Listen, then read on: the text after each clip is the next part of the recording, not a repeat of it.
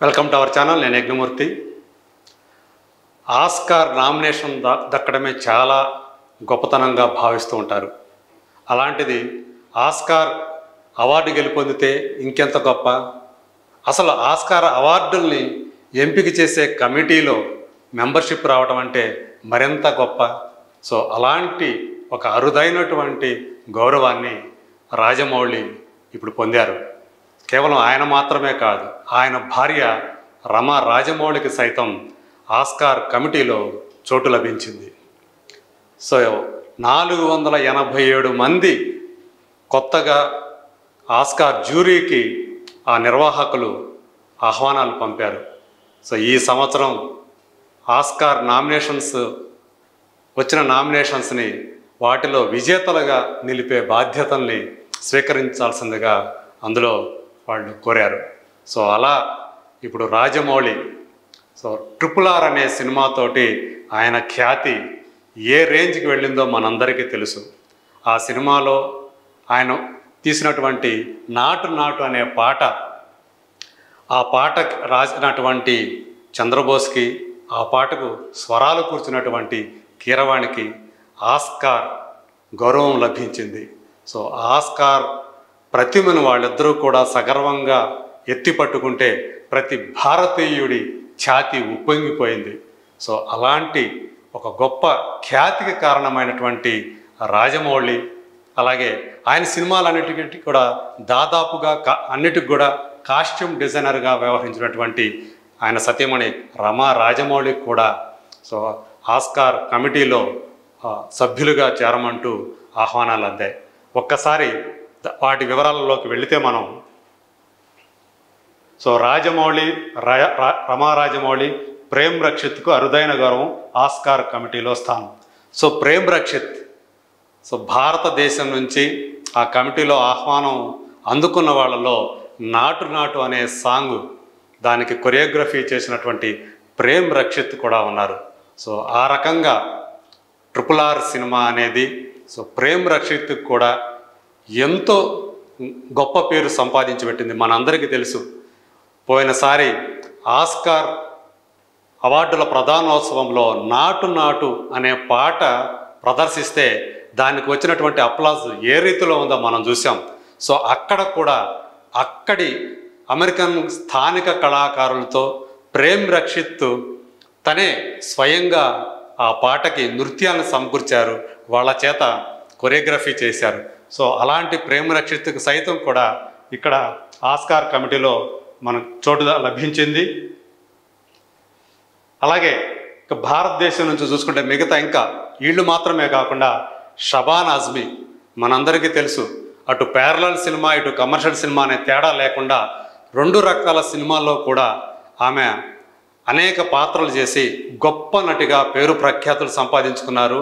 అలాగే జాతీయ ఉత్తమ నటిగా కూడా పలుసార్లు పురస్కారాలు అందుకున్నారు. ఇక లెక్కలేనన్ని సార్లు మిగతా అనేక జాతీయ స్థాయిలో ఉన్నటువంటి ఫిలింఫేర్ నుంచి అనేక అవార్డుల్ని ఆమె గెలుచుకున్నారు. అలాంటి ఆమెకు, అలాగే సినిమాటోగ్రాఫర్ రవివర్మన్ మన తెలుగులో అంటే మొదట వేరే భాషల్లో చేశాడు, తెలుగులో కూడా మన తెలుగు వారికి కూడా అతను సుపరిచితుడే.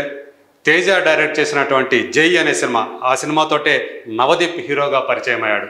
సో ఆ సినిమాకి తొలిసారిగా అంటే ఒక తెలుగు సినిమాకి అతను పనిచేయటం అదే జై అనే సినిమాతోటి అతను తెలుగు ప్రేక్షకుల దగ్గరికి వచ్చాడు. అలాగే వివి వినాయక్, అల్లు అర్జున్ కాంబినేషన్లో వచ్చినటువంటి బద్రీనాథ్ సినిమా కూడా అతను సినిమాటోగ్రాఫర్గా పనిచేశాడు. అతను సినిమాటోగ్రఫీ అందించినటువంటి అనేక సినిమాల్లో చాలా ప్రతిష్టాత్మకమైనటువంటి దర్శకుల్లో డైరెక్ట్ చేసిన సినిమాలు కూడా ఉన్నాయి. అలాగే రీసెంట్గానే చూసుకుంటే పొన్నియిన్ సెల్వన్ 2 భాగాల్లో కూడా తనే సినిమాటోగ్రాఫరు. అలాగే ప్రస్తుతం శంకర్ డైరెక్ట్ చేస్తున్నటువంటి భారతీయుడు 2 అంటే ఇండియన్ 2 సినిమాకి తనే సినిమాటోగ్రాఫర్గా పనిచేస్తుంది. సో అట్లాగే వీళ్ళతో పాటు ఇంకా బాలీవుడ్ ప్రొడ్యూసర్ రితేష్ సిద్వానీ, అలాగే అస్సామీ డైరెక్టర్ రీమా దాస్. ఈమె ఒక 3-4 ఇయర్స్ క్రితం అస్సామీలో విలేజ్ రాక్ స్టార్స్ అనే ఒక సినిమా తీస్తే ఆ సినిమాకి అనేక అవార్డులు, ఇక్కడే కాకుండా అంతర్జాతీయ వేదికల మీద కూడా ఆ సినిమాకి అనేక అవార్డులు వచ్చాయి. సో అట్లా ఆమెకు కూడా ఆస్కార్ కమిటీలో ఆ, సభ్యత్వం కోసం ఆమెకు కూడా ఆహ్వానం అందింది. ఇక మొత్తం ఇందా మనం చెప్పినట్టు 487 మంది కళాకారుల్ని కొత్తగా మీరు సభ్యులుగా రండి మా కమిటీకి, విజేతల్ని ఆస్కార్ విజేతల్ని మీరు ఎంపిక చేయండి అని చెప్పేసి నిర్వాహకులు కోరటం జరిగింది. ఆస్కార్ విజేతలను ఎంపిక చేయటం వీరి బాధ్యత. ఇక రాజమౌళి దగ్గరికి వస్తే మనందరికీ తెలుసు, జూనియర్ ఎన్టీఆర్ హీరోగా నటించినటువంటి స్టూడెంట్ నెంబర్ 1 అనే సినిమాతోటి దర్శకుడుగా ఆయన ప్రస్థానం మొదలైంది. ఆ తర్వాత ఆయన అనేక సినిమాలు జూనియర్ ఎన్టీఆర్ని ఒక మాస్ స్టార్గా నిలిపినటువంటి సింహాద్రి సినిమా, అట్లాగే రామ్ చరణ్ రెండో సినిమా మగధీర, చిరుతతో పరిచయమైనటువంటి హీరోగా పరిచయమైనటువంటి రామ్ చరణ్ రెండో సినిమాయే మగధీర.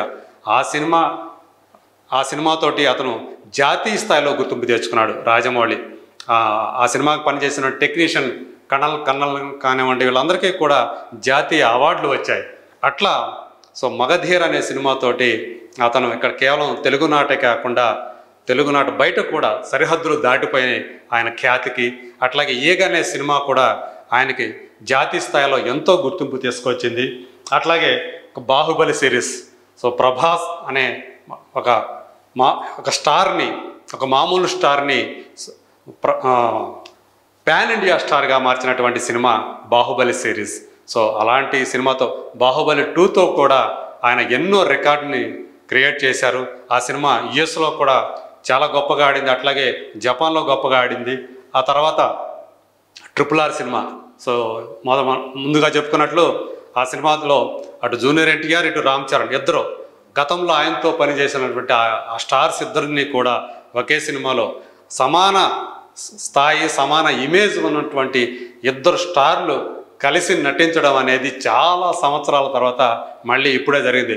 ఒకప్పుడు కృష్ణ శోభన్ బాబు నటించిన తర్వాత వాళ్ళిద్దరూ దాదాపు ఈక్వల్ స్టార్డమ్ ఉన్నటువంటి ఆ హీరోలిద్దరూ కలిసి నటించిన తర్వాత చివరిసారిగా మళ్ళీ ఎన్నో అంటే దశాబ్దాల తర్వాత ఒక తెలుగు సినిమాలో ఇద్దరు సమాన స్థాయి ఉన్నటువంటి హీరోలు కలిసి నటించడం మళ్ళీ ఇప్పుడే చూసాం. ఆ సినిమాతోటి ఇద్దరికి కూడా ఆ ఇద్దరు హీరోలకి గ్లోబల్ ఇమేజ్ వచ్చింది, గ్లోబల్ స్టార్స్ అని పిలవడం మొదలుపెట్టాం. అట్లాగే చైనాలో కూడా చాలా గొప్పగా ఆ సినిమా కలెక్ట్ చేసింది. ఇక ఇందాక చెప్పుకున్నట్టుగా ఆ నాటు నాటు అనే పాట ఏ స్థాయికి వెళ్ళిపోయిందో మనందరికీ తెలుసు. ఇలా ఒక తెలుగు సినిమాని అంతర్జాతీయ పటం మీద, అది కూడా ఆర్ట్ ఫిలింతోనో లేదా ఒక క్లాస్ ఫిలింతోనో కాకుండా కమర్షియల్ సినిమాతోటి బాక్స్ ఆఫీస్ బొనాంజా లాంటి సినిమాలతో అంతర్జాతీయ వేదిక మీద తెలుగు పతాకాన్నే కాకుండా భారతదేశ పతాకాన్ని సగర్వంగా ఎగురవేసినందువల్లే ఈరోజు రాజమౌళి ఈ విధంగా అంతర్జాతీయంగా గుర్తింపు తెచ్చుకున్నారు. అందుకే ఆయనకి ఈ ఆహ్వానం అందింది. ఆయనకి ఇందాక మనం చెప్పాం, రమా రాజమౌళి ఆయన సినిమాలన్నిటికీ కూడా ఆమె కాస్ట్యూమ్ డిజైనర్గా వ్యవహరిస్తూ వస్తున్నారు. కాబట్టి రాజమౌళితో పాటు ఆమెకు కూడా సముచిత గౌరవం ఇస్తూ ఆస్కార్ నిర్వాహకులు ఆమె కూడా సభ్యత్వ పత్రాన్ని పంపించారు. ఇక ప్రస్తుతం రాజమౌళి చూస్తే RRR తర్వాత కొంత గ్యాప్ తీసుకొని మహేష్ బాబు హీరోగా ఒక గ్లోబ్ ట్రాటింగ్ అంటే లోకం చుట్టే ఒక వీరుని కథతోటి, అది కూడా సౌత్ ఆఫ్రికా ఫారెస్ట్ల నేపథ్యంలో ఒక సినిమాని తీయడానికి ఆయన సమాయత్తమవుతున్నారు. ఇప్పటికే దానికి సంబంధించినటువంటి ప్రీ ప్రొడక్షన్ పనులు కూడా శరవేగంగా జరుగుతూ ఉన్నాయి. అవన్నీ పూర్తి చేసుకొని ఆయన తండ్రి విజయేంద్ర ప్రసాద్ దానికి స్క్రిప్ట్ని సమకూర్చారు. ఆల్రెడీ స్టోరీ లాక్ అయింది అని చెప్పి ఇటీవల కీరవాణి గారు చెప్పడం మనకు తెలుసు.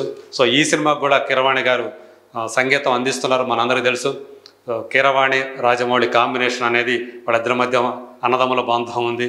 ఆ బంధం సినిమాలతో పాటు కూడా కొనసాగుతూ ఉంది. ఇప్పుడు ఆ సినిమాని ఈ సంవత్సరమే అది సెట్స్ మీదకి వెళ్ళబోతూ ఉంది. మరో 2 ఏళ్లకి అంటే 2027లో ఆ సినిమా మన ముందుకి వస్తుందని చెప్పేసి సమాచారం. అలాంటి రాజమౌళికి ఇప్పుడు ఇలా ఒక సముచితమైనటువంటి ఒక సగర్వం అని చెప్పుకునేటువంటి ఆస్కార్ కమిటీలో ఆస్కార్ విజేతల్ని ఎంపిక చేసే ఒక బాధ్యతలో కూర్చోబోవడం ఆ ఇద్దరు దంపతులు, ఆ ఇద్దరు కూడా, అలాగే ప్రేమ్ రక్షిత్ కూడా కొరియోగ్రాఫరు. సో ఇదంతా కూడా మనందరికీ గర్వకారణమని చెప్పవచ్చు. సో తెలుగువారి సినిమా